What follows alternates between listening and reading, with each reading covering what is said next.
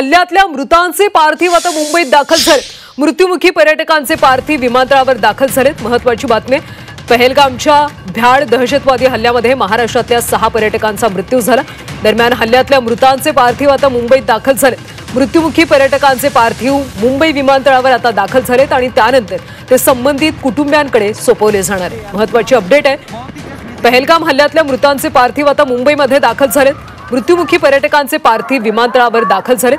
त्या ठिकाणी आता अनेक पक्षांचे नेते कार्यकर्ते सुद्धा उपस्थित आहेत। संबंधित मृतांचे पार्थिव आता कुटुंबियांकडे सुपूर्द केले जातील। हल्ल्यातल्या मृतांचे पार्थिव मुंबईत दाखल झालेत। मृत्युमुखी पर्यटकांचे पार्थिव विमानतळावर दाखल झालेत। सध्या मुंबई विमानतळावर कडेकोट बंदोबस्त पाहायला मिळतो।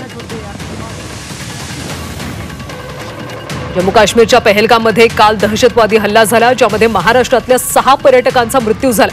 दरम्यान या हल्ल्यातल्या मृतांचे पार्थिव आता मुंबईत दाखल झाल्याची माहिती आहे। मृत्युमुखी पर्यटकांचे पार्थिव विमानतळावर दाखल झालेत। सध्या मुंबई विमानतळावर कडेकोट बंदोबस्त पाहायला मिळतो। अधिकची माहिती घेऊयात आमच्या प्रतिनिधी मनश्री पाठक यांच्याकडून। मनश्री, या सगळ्या मृतांचे पार्थिव मुंबईत दाखल झाल्याची माहिती आहे, काय अपडेट्स मिळतात?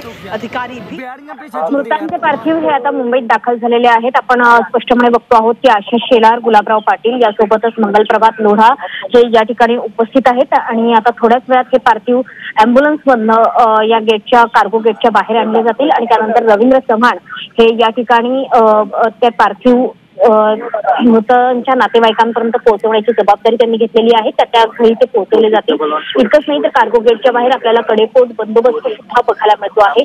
अतिशय संवेदनशीलतेने हा संपूर्ण प्रसंग हाताळला जातोय, कारण या मृतदेहांच्या सोबत त्यांच्या सोबतच फिरायला गेलेले जे त्यांचे नातलग होते, त्यांच्या परिवारातील लोक होते, ते सुद्धा T1 या विमानतळावरील गेटने बाहेर येत आहेत। त्यांना सुद्धा नक्कीच मनश्री, तुम्हाला थोडंसं थांबवते मी। माझ्याकडे प्रीपेड कार्ड होतं म्हणून। ओके ठीक आहे। मला विनंती आहे, कृपया याच्या पुढे कृपया कोणाच्याही आपण या ठिकाणी हे घेऊ नये, या ठिकाणी आंदोलन सुरू होईल। तर मृतांचे पार्थिव आता मुंबई विमानतळावर दाखल झालेत।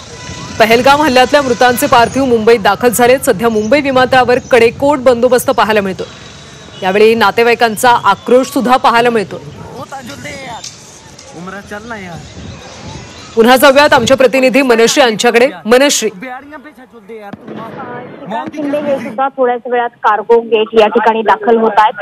त्याच्यामुळे निश्चितपणे आपण बघतो आहोत की महाराष्ट्राचं अर्ध कॅबिनेट हे आता फील्डवरती उतरलेलं आहे। रवींद्र चव्हाण असतील, आशिष शेलार असतील, मंगलप्रभात लोढा असतील, यासोबतच श्रीकांत शिंदे हे सुद्धा स्वतः येत आहेत। त्याच्यामुळे नातलगांना सांत्वना देणं, त्यांना सहानुभूतीपूर्वक त्यांच्या घरी घेऊन जाणं ही सर्वात मोठी जबाबदारी आहे। कारण ज्या पद्धतीने हा हल्ला झाला, ज्या पद्धतीने आपल्या डोळ्यांसमोर आपलेच आपतेष्ट हे जीव गमावताना बघायला मिळतात, त्यामुळे एक मोठा धक्का या नातलगांना सुद्धा बसलेला आहे। त्याच्यामुळे अतिशय संवेदनशीलतेने हा संपूर्ण प्रसंग हाताळला जातोय। ठिकठिकाणी कडेकोट बंदोबस्त लावण्यात आलेला आहे। ग्रीन कॉरिडॉर या अँब्युलन्सेससाठी उपलब्ध करून देण्यात येतोय, कारण या ठिकाणाहून रवींद्र चव्हाण हे पार्थिव घेऊन डोंबिवलीकडे जाणार आहेत। त्याच्यामुळे डोंबिवलीकडे जाणारा जो रस्ता आहे तो संपूर्णतः मोकळा ठेवला जाईल, ज्याकडे कटाक्षाने लक्ष ठेवलं जात आहे। त्यामुळे रवींद्र चव्हाणांवर ही जबाबदारी दिली गेलेली आहे की मुंबईत हे पार्थिव आल्यानंतर अँब्युलन्सेसद्वारे ते त्या नातलगांपर्यंत पोहोचवले जातील, त्यांच्या घरापर्यंत पोहोचवले जातील। त्यामुळे आपण बघतोय की सगळेच मंत्री असतील किंवा लोकप्रतिनिधी असतील ते आता फील्डवरती उतरलेले आहेत आणि त्यांनी या नातलगांची आणि सोबतच त्यांच्या आपतेष्टांची सुद्धा एक प्रकारे जबाबदारी घेतलेली आहे।